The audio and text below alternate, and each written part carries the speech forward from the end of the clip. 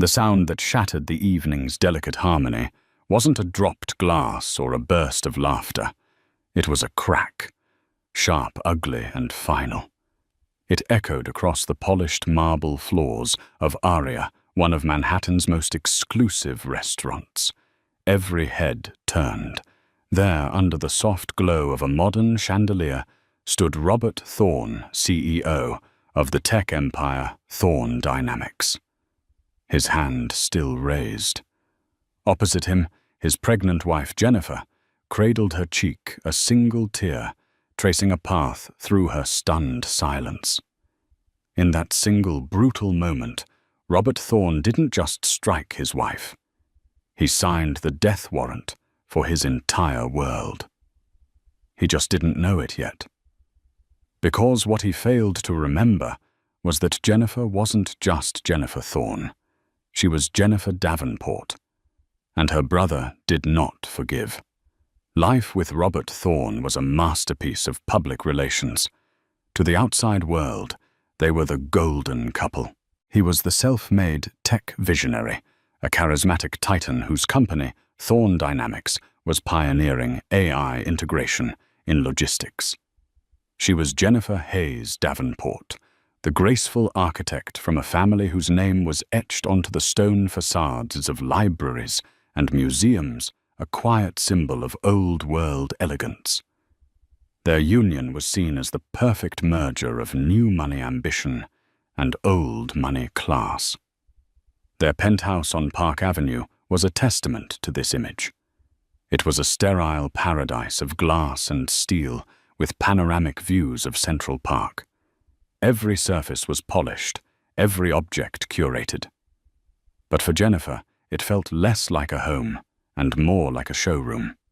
Her own architectural drafts and models, once her life's passion, were relegated to a small back office dismissed by Robert as clutter that disrupted the apartment's minimalist aesthetic. Robert loved to show her off. At galas, fundraisers, and board meetings, she was his most prized acquisition. He would hold her hand just a little too tightly, his thumb pressing into her knuckles as a silent reminder of his ownership.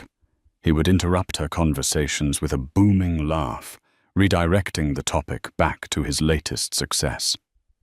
"Jennifer is the heart of my operation," he'd say. "She keeps the home front perfect, so I can conquer the world." The crowd would applaud, seeing a supportive wife. Jennifer would smile, feeling like a beautifully framed painting, admired but inanimate. The pregnancy, which should have been a joyous bond, became another tool of his control. He dictated her diet, her social schedule, even the prenatal vitamins she took, all under the guise of caring for his son. He had already decided it was a boy, the heir to the Thorne Empire. The cracks in their gilded cage were only visible in private. An argument over her wanting to have lunch with her old friend Clara turned into a lecture on how her associations reflected on him. A married, pregnant woman shouldn't be seen gallivanting around town with a single artist darling. It looks unsettled. His voice, so charming in public, would drop to a low, cold monotone that chilled her to the bone. One Tuesday evening, a month before the incident at Aria, the tension had reached a fever pitch. Julian Davenport, Jennifer's older brother, had called. He was in town from Singapore for 48 hours and wanted to see her. Julian was the antithesis of Robert. Where Robert was a peacock, Julian was a panther. He was the head of Davenport Capital, a global private equity firm, so powerful and discreet it was often referred to as the shadow bank. He rarely appeared in headlines, and he preferred it that way. He was quiet, observant, and fiercely protective of Jennifer, especially since their parents' death a decade prior. "Julian's in town," Jennifer said, trying to keep her voice light as Robert loosened his tie. "He wants to have dinner tomorrow." Robert didn't look up from his phone. "Can't. I have the quarterly earnings call." He said he can have lunch, or even a quick coffee. Robert finally looked at her, his eyes devoid of warmth. Jennifer, your brother, is intense. He comes in, asks 100 quiet questions like he's conducting an audit, and makes my entire staff nervous. He represents everything I've fought to overcome the idea that you can only be successful if you're born with a silver spoon. We don't have time for that kind of distraction right now. He's my brother Robert. I haven't seen him in a year. And you'll see him at Christmas, he said, his tone final. He walked over to the bar and poured himself a whiskey. Besides, you're supposed to be resting. Doctor's orders. My orders. You're far too emotional when you're around him. It's not good for the baby. She stood there, clutching her phone, the message from Julian still glowing on the screen. Just want to see you're happy, Jenny. That's all. She felt a profound sense of shame as she typed back a lie about a demanding schedule. This was her cage. The bars weren't iron. They were made of Robert's ambition, his insecurities, and his suffocating control. And with each passing day, she could feel the air getting thinner. The invitation to the opening of Aria was a command performance. It was the new restaurant by celebrity chef Antoine Dubois, and the guest list was a who's who of New York's elite. For Robert, it was a prime networking opportunity. For Jennifer, it was another night of playing the perfect wife. She chose a simple but elegant deep blue maternity gown, one that made her feel confident. When she came out, Robert looked her up and down. "A bit plain, isn't it?" he commented, adjusting his own $5,000 Tom Ford suit. "You should have worn the diamond earrings I bought you." "They felt too heavy tonight," she said softly. "It's not about what you feel, Jennifer. It's about the image we present. Strength, success." He sighed as if her simple comfort was a personal burden. "Never mind. It's too late now." At the restaurant, Robert was in his element, moving from table to table, his voice a confident boom in the sophisticated hum of the room. Jennifer followed in his wake, smiling until her cheeks ached. As Robert was engrossed in a conversation with a tech journalist, a familiar voice called her name. Jennifer Hayes. She turned to see Robert Vance, a kind, brilliant architect she had collaborated with on a prize-winning library design years ago before she had met Robert. He had a warm smile and kind eyes. "Robert." "My goodness, what are you doing here?" A genuine smile, the first of the night, graced her lips. "My firm designed the acoustics for this place," he said with a proud grin. "It's wonderful to see you. You're glowing." They chatted for a few minutes, falling into the easy camaraderie of old friends discussing new materials, sustainable design, and the changing New York skyline. For those few moments, Jennifer felt like herself again, the intelligent, passionate architect, not just the tycoon's wife. She laughed, a real, unburdened laugh, and it was that sound that drew Robert's attention. He strode over his smile, tight and cold. He slid an arm possessively around Jennifer's waist, his fingers digging into her side. "Darling, you shouldn't be tiring yourself out." He nodded curtly at Robert. "Robert Thorne. My wife and I were just leaving." Robert, sensing the icy tension, quickly excused himself. "It was great seeing you, Jennifer. Congratulations on everything." The moment he was gone, Robert's grip tightened. "What was that?" he hissed, his voice low and venomous. "That was Robert Vance, an old colleague," Jennifer whispered back, trying not to cause a scene. Laughing like a schoolgirl. "Do you have any idea how that looks?" My pregnant wife flirting with some nobody while I'm trying to close a deal with Forbes. It's disrespectful. I wasn't flirting, Robert. We were just talking about architecture. Her voice trembled slightly, a mix of fear and defiance. I'm allowed to have a conversation. That word, allowed, was the spark that lit the fuse. His face, usually a mask of controlled charisma, twisted into a snarl of pure rage. He saw her defiance as a public challenge to his authority. You are allowed nothing that embarrasses me. He spat his voice, rising just enough to turn the heads of the nearest tables. You seem to have forgotten your place, Jennifer. My place, she said, her own anger finally boiling over the fear. My place is not to be your silent, smiling accessory. I am a person, Robert, not a possession. And then it happened. In the heart of the crowded restaurant with dozens of eyes on them, he slapped her. The sound was a whip crack. It wasn't a shove or a grab. It was a deliberate, open-palmed strike across her face that sent her stumbling back a step. A collective gasp went through the room. The ambient chatter ceased. There was only a ringing in Jennifer's ears and the hot, stinging shame on her cheek. She looked at Robert at the utter shock and fury in his eyes, and she saw him for what he truly was. A weak, cruel man, terrified of losing control. Time seemed to slow down. She saw the flash of a phone camera from a corner table. She saw the horrified look on the face of the journalist Robert had been courting.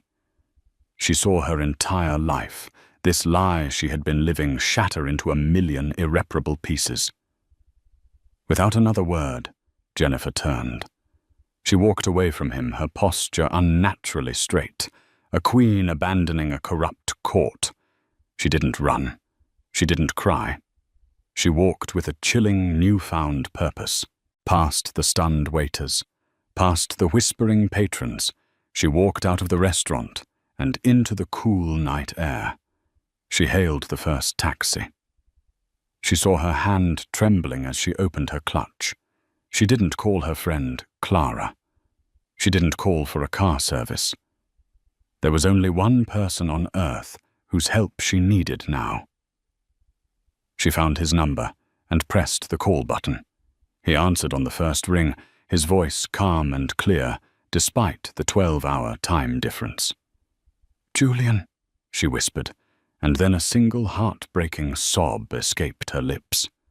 "Julian, I need you." The line was silent for a beat. Then his voice came back, stripped of all warmth, and forged into something cold, hard, and lethal. "Where are you, Jenny?" "I'm on my way." Julian Davenport's penthouse in Singapore was the physical embodiment of his mind, precise, minimalist, and commanding, an unparalleled view of the world. Floor-to-ceiling windows overlooked the glittering expanse of Marina Bay. But Julian wasn't looking at the view. He was staring at the encrypted video call on the large monitor in his study. The call had ended 10 minutes ago, but the image of Jennifer's bruised cheek was seared into his memory. He hadn't raged. He hadn't shouted. When his sister's call had come through, his first priority was her safety. Within minutes, his global security team was activated. A private jet was being fueled at a Teterboro airport hangar. A secure penthouse at the Mandarin Oriental in New York, registered to a shell corporation, was being prepared for her arrival. His most trusted operative in New York, a stoic ex-Mossad agent named Elias, was already en route to her location with instructions to retrieve her and ensure no one followed.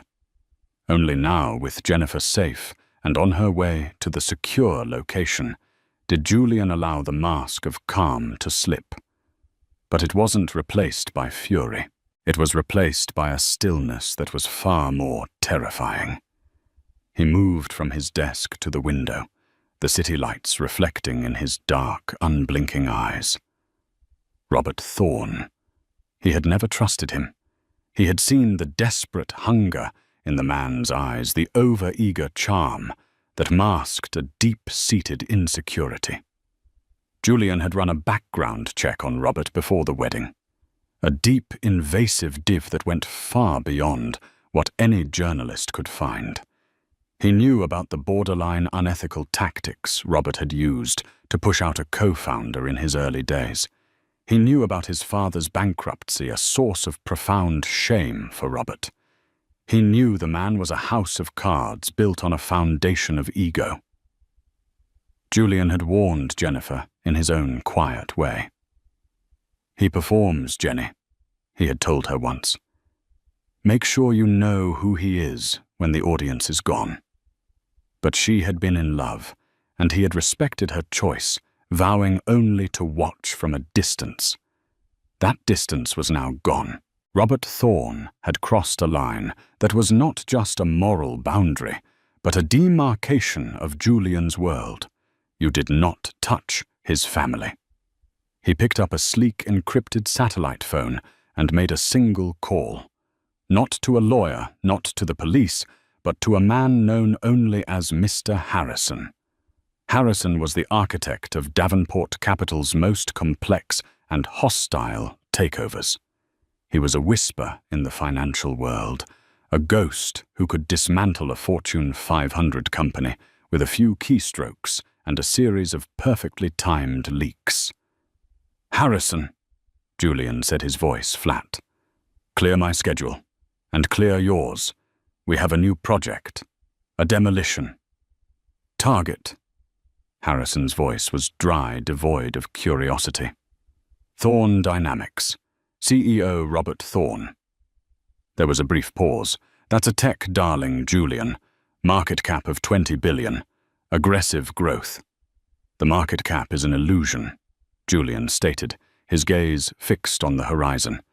"It's built on hype leverage and the force of one man's personality.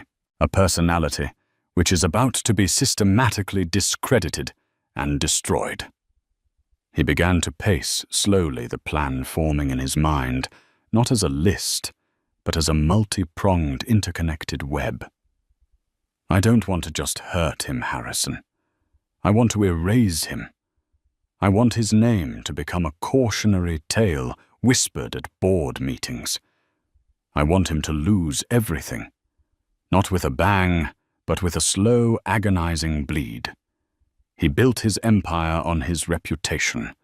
We will turn that reputation into poison." The strategy was laid out with surgical precision. Phase 1. The narrative. "I want you to use our contacts in the press, not the tabloids, the Wall Street Journal, the Financial Times. We start with anonymous tips from concerned shareholders. We question their Q3 growth projections. We raise subtle doubts about the scalability of their new AI platform Nexus. We make the market nervous." Phase 2, the financials. "I want a team of forensic accountants to tear through every public filing of Thorne Dynamics, every footnote, every appendix. Find the legal but ethically questionable accounting practices, the aggressive revenue recognition, the capitalization of expenses. We don't need to find a crime yet. We just need to find the soft spots." Phase 3. The human element. Julian continued, his voice dropping. "Thorne has a COO, Davies Johnson. Ambitious, competent, but living in Thorne's shadow. I want a full profile on him.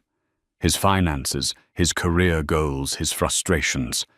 Every man has a price or a breaking point. We are going to find him."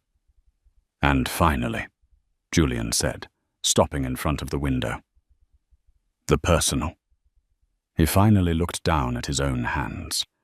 "He humiliated my sister in public. We will make sure that story is told. But not yet. We will let the financial pressure build first. When he is at his most vulnerable, when his back is against the wall, we will introduce the world to the real Robert Thorne. We will let Jennifer's story be the final devastating blow that shatters whatever is left." He ended the call. He stood in the silence of his penthouse, a general surveying a battlefield that only he could see. This wasn't about revenge. Revenge was messy emotional. This was about rebalancing the scales. It was about a quiet, methodical, and absolute annihilation. Robert Thorne had thrown a punch in a bar fight. Julian Davenport was about to deploy a navy. The giant was awake. 2 weeks after the incident at Aria, the world had seemingly forgotten. A few blurry phone pictures had surfaced on gossip sites captioned with speculation about a heated argument. But Robert's formidable team, led by the ruthless Eleanor Vance, had successfully killed the story. They painted it as an invasion of privacy, threatening litigation against anyone who suggested otherwise. Robert had tried to call Jennifer dozens of times, his messages evolving from frantic, faux pious apologies to bitter, threatening accusations. She never answered. Under Julian's protection, she was a ghost. To the world and to Robert, it seemed the storm had passed. He felt a surge of arrogant relief. He had weathered it. He still had his kingdom. He was chairing a board meeting, boasting about the projected adoption rate for the Nexus platform, when his CFO's tablet chimed with a news alert. A headline from the Wall Street Journal. The CFO, a portly man named George, paled slightly as he read it. "Robert," he interrupted, "you need to see this." The article was titled "Thorne's Nexus, a House of Cards Investors Question Q4 Projections Amidst Scalability Concerns." It was a masterfully written piece of corporate assassination. It didn't make any direct accusations. Instead, it was filled with carefully phrased questions and quotes from unnamed industry analysts and former employees. It questioned whether Thorne Dynamics was promising more than its technology could deliver. It hinted at an over-reliance on a few key clients. It subtly suggested that the company's meteoric rise was perhaps more dazzle than substance. Robert read it, a cold fury rising in his chest. Who is this reporter? Find out who she spoke to. This is slander. But the damage was immediate. By the end of the day, Thorne Dynamics stock had dipped by 9%. Not a crash, but a significant tremor. Robert dismissed it publicly as market jitters fueled by baseless speculation. But privately, he was rattled. This was the first move in Julian's campaign. Mr. Harrison had leveraged a contact deep within the financial press, a veteran journalist named Sarah Jennings, who had a reputation for unearthing corporate rot. Harrison's team had fed her a breadcrumb trail, just enough verifiable data to make her curious. They pointed her toward public records showing that Thorne Dynamics' biggest client had an interlocking board member, a fact that was public but buried. They gave her anonymous but credible testimony from a disgruntled engineer who had left the company months ago complaining about the pressure to overstate Nexus's capabilities. Jennings did the rest. Simultaneously, Julian initiated Phase 2. From a discreet office in Zurich, his forensic accounting team worked around the clock. They found what they were looking for, not in illegalities, but in aggressive accounting choices. Thorne Dynamics was capitalizing its software development costs in a way that was technically legal under GAAP rules, but was widely viewed as a method to inflate short-term profits. This information was leaked not to the press, but to a highly respected short seller, a hedge fund manager named Nicholas Croft, known for his devastatingly thorough research reports. 2 days after the WSJ article, Croft Capital released a 50-page report titled Thorne Dynamics, a Reality Distortion Field. The report eviscerated the company's financials. It accused Thorne of pulling forward future revenue and using accounting gimmicks to mask slowing user growth. The market reacted violently. The stock plummeted another 18%. Robert was in a blind panic. He was on the phone, screaming at his investors, his PR team, and his lawyers. "This is a coordinated attack," "Someone is trying to sink us," he bellowed, pacing his office like a caged animal. He was right, but he had no idea who was pulling the strings. He suspected a rival tech firm, perhaps a disgruntled former executive. The name Julian Davenport never once crossed his mind. Julian was old money private equity. He didn't engage in grubby market battles like this. He was above it all. It was the perfect cover. While Robert was fighting fires on Wall Street, Jennifer was in a quiet, sun-drenched penthouse overlooking the Hudson River. Julian had flown in, and for the first time in weeks, she felt a sense of peace. He didn't talk about his plans for Robert. He simply took care of her.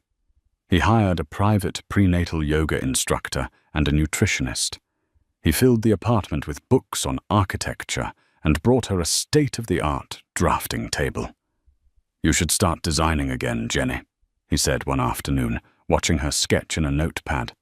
"Even if it's just for yourself. Don't let him take that from you, too." Slowly, she began to heal. The fear began to recede, replaced by a quiet, simmering anger and a resolve she didn't know she possessed. She started working on a design for a community library, pouring her pain and hope into the lines and angles on the page. One evening, she saw the news about Thorne Dynamics' stock troubles. She looked at Julian, who was reading a book across the room. "Is this you?" she asked softly. He looked up, his expression unreadable. "He hurt you," he said simply, as if that were the only explanation required. "This is just the consequence." Jennifer felt a complex wave of emotions. It wasn't glee. It was a grim sense of justice. She thought about the man who had dismissed her passion as clutter, who had tried to shrink her world until it fit into the palm of his hand. She nodded slowly. "Don't stop," she said, her voice steady and clear. And in that moment, she was no longer a victim. She was a survivor, and she was ready for the fight. The next month was a slow-motion nightmare for Robert Thorne. The Whisper campaign had become a roar. Every financial news channel seemed to have a panel of experts dissecting the Croft Capital report. The initial 27% drop in stock value was just the beginning. It continued to bleed day by day as investor confidence evaporated. A major contract with a European logistics conglomerate, which Robert had been counting on as his big Q4 win, was suddenly indefinitely postponed. The official reason was market volatility. But Robert knew the truth. No one wanted to board a sinking ship.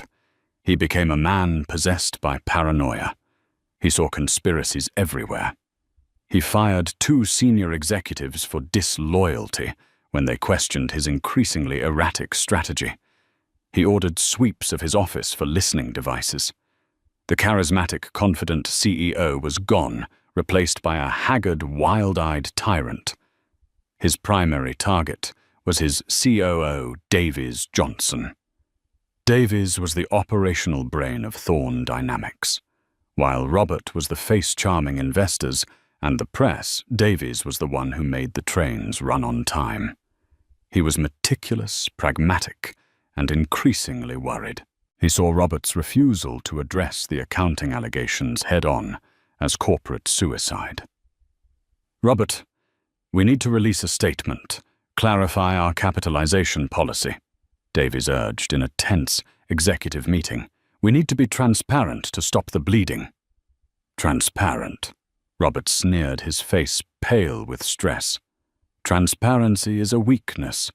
It's admitting they're right. We double down. We announce a new product. We project even higher growth. We show them we're not scared."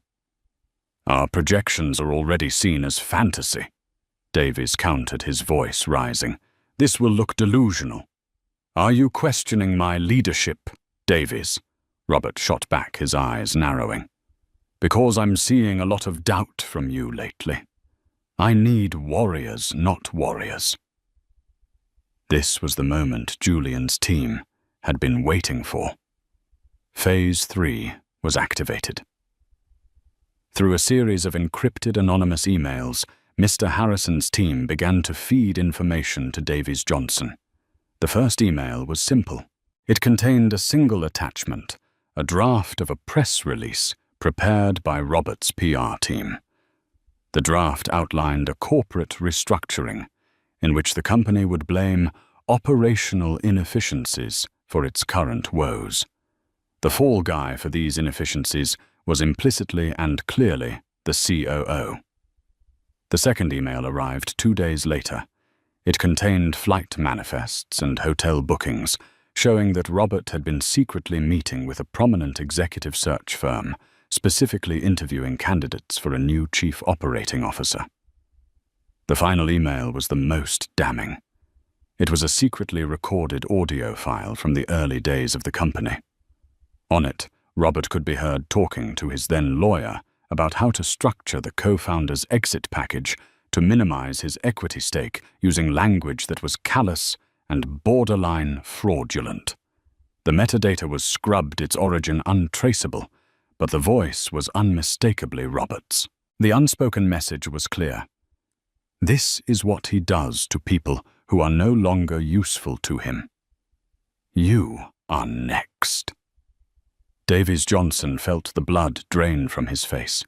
He had dedicated the last 8 years of his life to building Thorn Dynamics. He had worked 80-hour weeks, sacrificed time with his family, and poured every ounce of his talent into the company, all while Robert took the credit. He had believed in the vision, but now he saw the truth. He was just another disposable cog in the machine of Robert's ego. The loyalty he felt evaporated, replaced by the cold, hard instinct of self-preservation. Meanwhile, Robert was unraveling. The pressure was immense. He wasn't sleeping. He was drinking heavily. He called a company-wide all-hands meeting, hoping to rally his employees with a charismatic speech. But the man who stood before them was not the visionary leader they once admired. He was gaunt, defensive, and angry. He blamed short sellers, jealous rivals, and a vindictive media for their problems. He promised a glorious comeback, but his words rang hollow. The employees looked at each other with fear and uncertainty. The magic was gone. That night alone in his cavernous penthouse, Robert smashed a $10,000 bottle of scotch against the wall. The empire he had built with his bare hands was crumbling around him, and he didn't know why. He felt utterly alone, hunted by an enemy he couldn't see. He tried to call Jennifer again for the 100th time, but this time the number was disconnected. The last link was severed. The walls were closing in, and in the terrifying silence of his self-made prison, he finally began to understand that he was not the hunter. He was the prey. The emergency board meeting was called by Davies Johnson and 2 other senior board members. The air in the 50th floor boardroom was thick with tension. Robert sat at the head of the table, his face a mask of defiant fury. He thought this was a challenge to his authority, a mutiny he could crush with threats and bravado. "I understand some of you are nervous," he began, his voice strained. "But let me be clear. This is a temporary setback.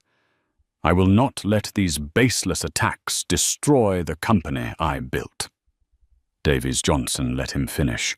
Then he calmly placed a tablet in the center of the polished mahogany table. "Robert, this isn't about the media attacks. This is about your leadership." He swiped the screen, bringing up the internal documents he, with the anonymous help, had compiled. He presented evidence of Robert's plan to make him the scapegoat. He showed them the travel records detailing Robert's secret search for his replacement, and then he played the audio file. The scratchy recording of a younger Robert Thorne, callously plotting to screw over his co-founder, filled the silent room. It was raw, damning, and it revealed the true character of the man behind the charismatic facade. The board members, men and women who valued stability and fiduciary duty above all else, listened with hardening expressions. The person on that tape was not a leader. He was a liability. "The market has lost faith in you, Robert," Davies said, his voice steady. "The employees have lost faith in you, and frankly so have I. Your erratic behavior is now the single greatest threat to this company's survival. Therefore, we are filing a motion for your immediate removal as CEO and chairman of the board, pending an internal investigation into the financial practices brought to light by the Croft report." Robert was stunned into silence. He looked around the table from face to face, searching for an ally. He found only cold, calculating eyes staring back at him. These were the people who had praised him at galas, who had clapped him on the back for his genius. Now they looked at him like he was a disease to be cured. His kingdom had turned on him. Betrayal, sharp and absolute, pierced through his arrogance. But Julian's plan was not complete. The corporate execution was only one blade of the scissors. The other was about to close. That very afternoon, a story broke, not in the financial press, but in a high-profile, respected publication like The New Yorker. It was a long-form article, beautifully written and devastatingly effective. The author was a renowned feminist journalist, known for her sensitive and powerful profiles of women. The title was simple, The Architect. The article was about Jennifer. It told her story not as a victim, but as a brilliant woman whose career and identity had been slowly suffocated by a controlling husband. It detailed her early successes in architecture, her passion for sustainable community spaces. It painted a vivid picture of her life inside the gilded cage, and then with quiet, factual precision, it described the night at Aria. The story was corroborated by 3 eyewitnesses, including the Forbes journalist Robert had been so eager to impress. A grainy but clear photo, the one taken on a cell phone that night, was published alongside the article. It showed Robert, his face contorted in rage, his hand raised. It showed Jennifer, her expression a mixture of shock and pain. The story was the final, fatal blow. It gave a human face to the corporate scandal. Robert wasn't just an arrogant CEO who played fast and loose with the numbers. He was a bully, an abuser. The narrative was now complete. The personal and the professional had converged into a perfect storm of public condemnation. The hashtag, #Justice for Jennifer, began trending worldwide. Women's advocacy groups issued statements. The polished image Robert had spent a lifetime and millions of dollars constructing was shattered in a single afternoon. He was no longer just a failed CEO. He was a monster. When he was finally escorted out of the Thorn Dynamics building by security, a box of his personal items in his hands, he was met by a swarm of reporters. The questions weren't about stock prices or accounting practices. "Mr. Thorn, do you have a comment on the abuse allegations?" "Robert, why did you hit your pregnant wife?" He stared into the blinding flash of the cameras, his empire gone, his name a synonym for disgrace. And in that moment of absolute ruin, he finally understood. This wasn't bad luck. This wasn't a market downturn. This was an execution. And he knew with a certainty that chilled him to his soul who had signed the order. The fall of Robert Thorn was swift and total. The board appointed Davies Johnson as interim CEO, who immediately initiated a full, transparent audit, cooperating with the now inevitable SEC investigation. The stock, after one final catastrophic plunge, was delisted. Thorn Dynamics, was dismantled, its valuable patents and assets sold off for pennies on the dollar to competitors. The empire was officially erased. Robert was left with nothing but legal bills and public scorn. The friends who had once clamored for his attention now crossed the street to avoid him. He was a pariah. His divorce from Jennifer was finalized quickly and quietly. He lost the penthouse, the cars, the entire apparatus of his former life. The last anyone heard, he was living in a small rented apartment in a different state, a ghost of the man he once was. But this story was never truly about his fall. It was about Jennifer's rise. She did not celebrate Robert's demise. She watched the news with a distant, detached sadness, not for him, but for the years she had lost. Her victory was not in his ruin, but in her own reclamation. 2 months later, Jennifer gave birth to a healthy baby girl, whom she named Hope. Holding her daughter for the first time, she felt a profound sense of peace. The future was no longer a terrifying void, but a blank canvas. Julian was there, of course. He wasn't a gloating victor, just a quiet, supportive presence. He looked at his niece, a tiny, perfect thing, wrapped in a soft blanket, and a rare, genuine smile touched his lips. His world was in balance again. Jennifer's passion for architecture had been fully reawakened. The community library she had designed while in seclusion had won a prestigious design competition. The project was funded by an anonymous benefactor, a grant from a philanthropic foundation quietly controlled by the Davenport Capital Group. A year later, construction began. Jennifer stood on the site, her daughter babbling happily in a stroller beside her. She was no longer Jennifer Thorne, the tycoon's wife. She was Jennifer Davenport, architect mother survivor. She was a woman who had been trapped in a cage of glass and steel and had found the strength to break free. The library was her masterpiece. It was a structure of light and open space with warm wood and walls of glass that looked out onto a public garden. It was designed to be a sanctuary, a place of quiet strength and endless possibility. It was in every way a reflection of its creator. At the dedication ceremony, Jennifer stood at the podium, looking out at the crowd. Julian was in the front row, holding Hope, who was clapping her hands. Jennifer didn't speak of her past. She spoke of the future, of the power of community, and of the importance of building spaces where people could feel safe and inspired. Her life was not a fairy tale. The scars of her time with Robert would always be a part of her. But they were no longer open wounds. They were reminders of her own resilience. She had faced the worst of one man's ego, and had emerged not broken, but stronger, more compassionate, and more dedicated to her craft than ever before.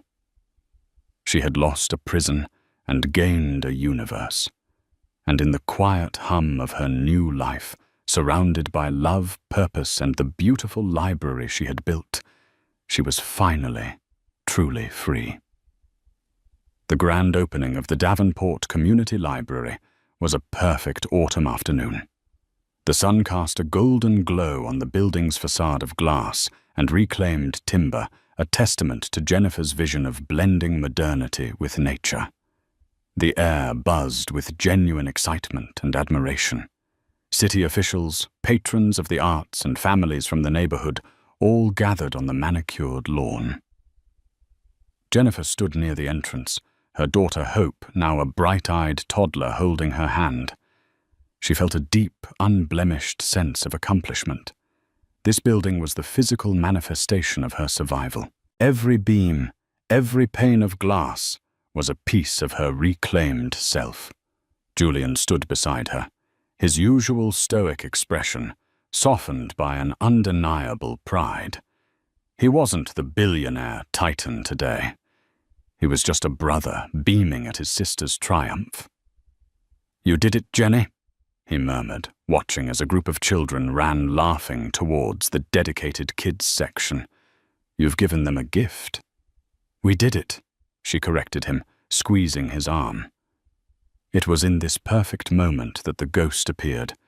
It wasn't a physical presence, but something far more insidious in the modern age. Her friend Clara, her face pale with a mixture of anger and concern, pulled Jennifer aside. "Jennifer, I'm so sorry to do this now, but you need to see this," Clara whispered, holding out her phone. On the screen was a sleekly designed web page. The banner read, "Robert Thorne, The Unspoken Truth." It was a blog launched that very day.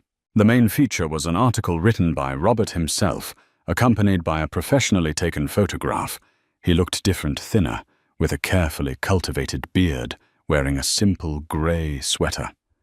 He looked thoughtful, humbled. It was a calculated image of a fallen man seeking redemption. Jennifer's heart went cold as she began to read. The words were a masterpiece of manipulation, a venomous narrative cloaked in the language of therapy and accountability. "For 2 years I have remained silent." The post began.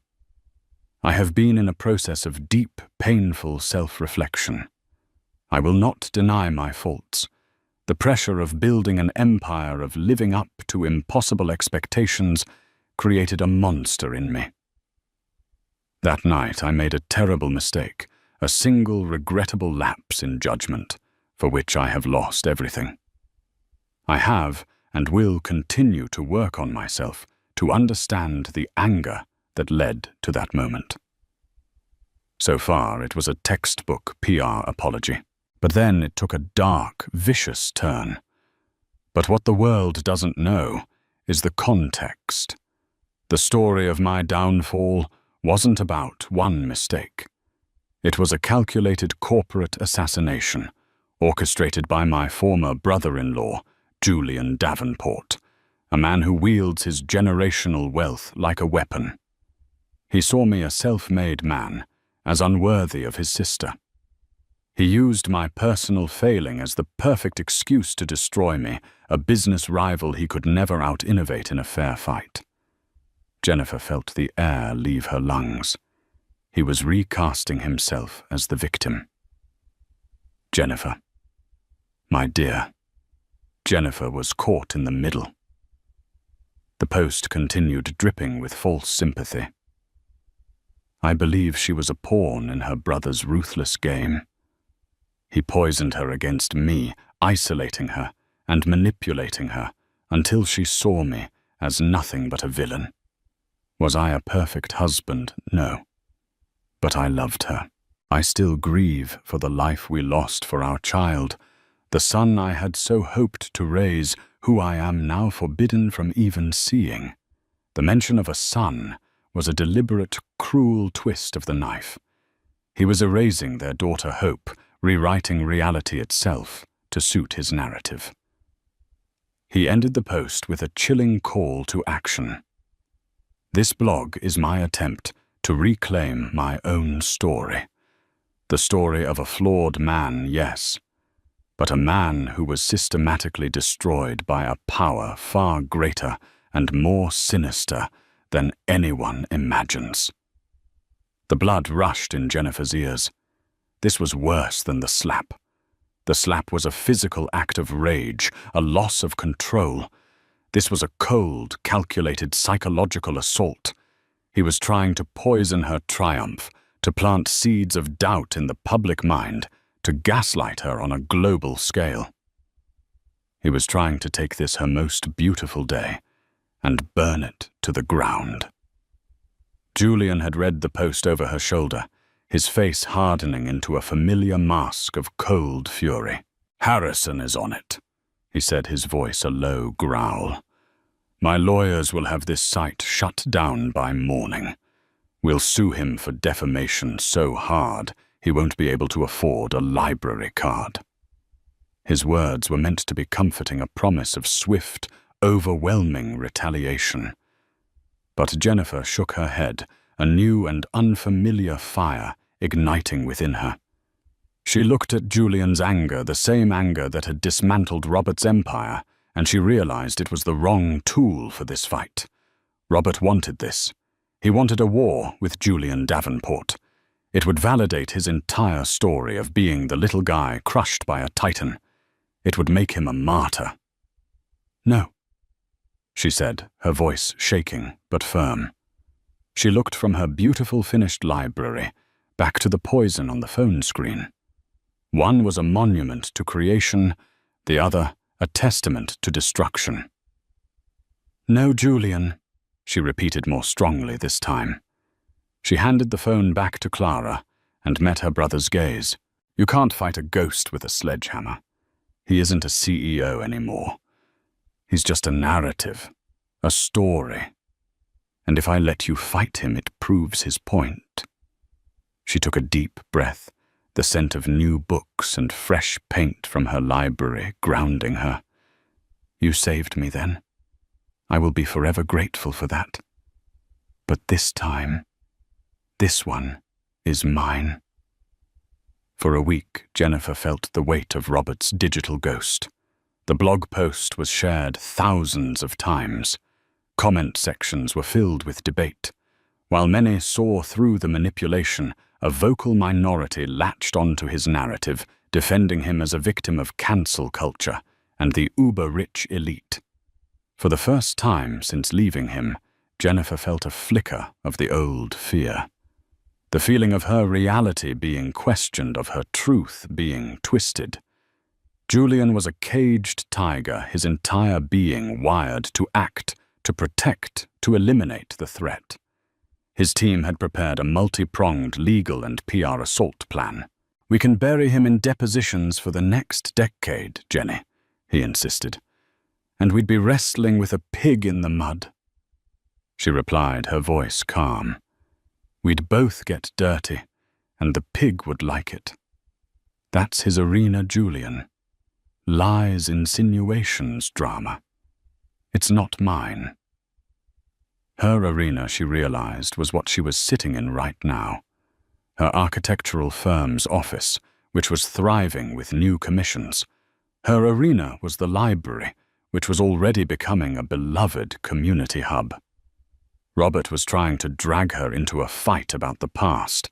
She had to refuse the invitation and pull the world forward into her present.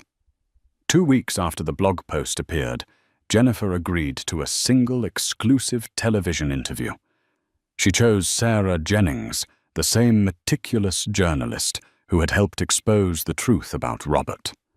The interview was not to be held in a sterile TV studio, but in the main reading room of the Davenport Community Library. The setting was a character in itself. Sunlight streamed through the high windows, illuminating the faces of people of all ages, reading, studying, and connecting. It was a backdrop of peace, purpose, and construction. Sarah Jennings was direct but respectful. After discussing the library and Jennifer's recent projects, she broached the topic. "Jennifer, your ex-husband, has recently made some serious allegations, painting himself as a victim of a corporate conspiracy. What is your response?" Jennifer looked directly into the camera. Her expression not one of anger or victimhood, but of serene, unshakable confidence. "Mr. Thorne is entitled to his own narrative." She began, her voice even and clear. "He is free to write any story he wishes about the past. But I have found that spending one's energy trying to rewrite history is a deeply unproductive exercise. Words can be twisted. The truth, however, is not just a story.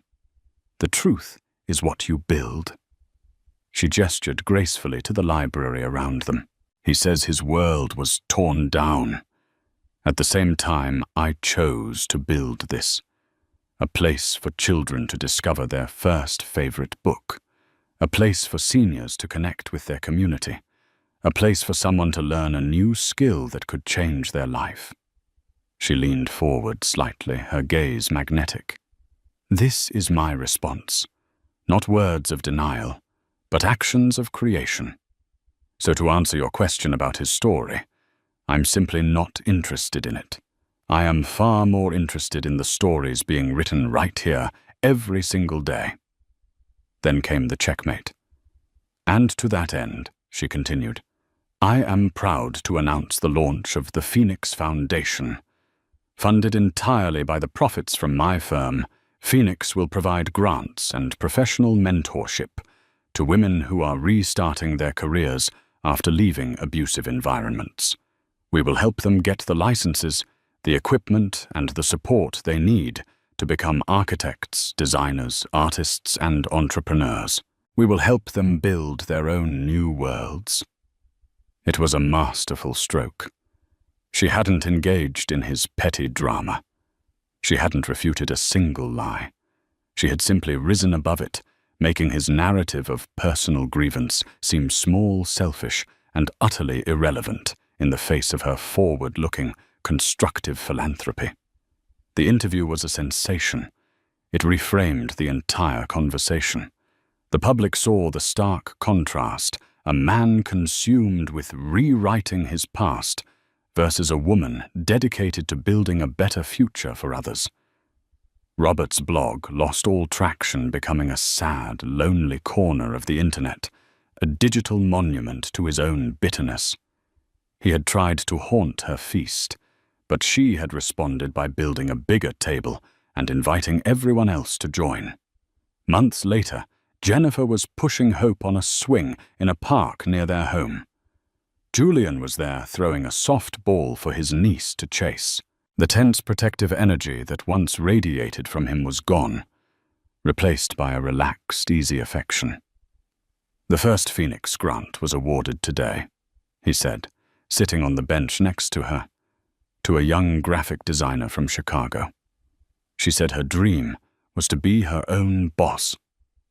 Jennifer smiled, a genuine, untroubled smile. That's wonderful. You handled him, Jenny. Better than I ever could have, Julian admitted. I know how to tear things down. You know how to build things up. She watched her daughter squealing with delight as the swing went higher and higher. The ghosts of the past were finally gone, not because they were vanquished in a fight, but because they had been crowded out by a life so full of light, love, and purpose. She was the architect, and she had designed a future more beautiful than she had ever imagined. And it was all her own. Jennifer's journey is a powerful reminder that the most formidable empires are not built of glass and steel, but of character and integrity. Robert Thorne's world collapsed because it was built on a foundation of ego and control. Jennifer, on the other hand, rebuilt hers on a foundation of courage, talent, and the quiet, unwavering support of family. This story shows us that true strength isn't about how loud you can shout, but about the resilience you show when you've been silenced, and the grace with which you reclaim your voice. It proves that no cage can hold a spirit that is determined to be free. If Jennifer's journey from victim to victor resonated with you, and if you believe in the power of quiet strength to overcome loud injustice, please give this video a like and share it with someone who might need to hear this message. Don't forget to subscribe to the channel and hit the notification bell for more real-life stories of consequence, justice, and empowerment. Thank you for listening.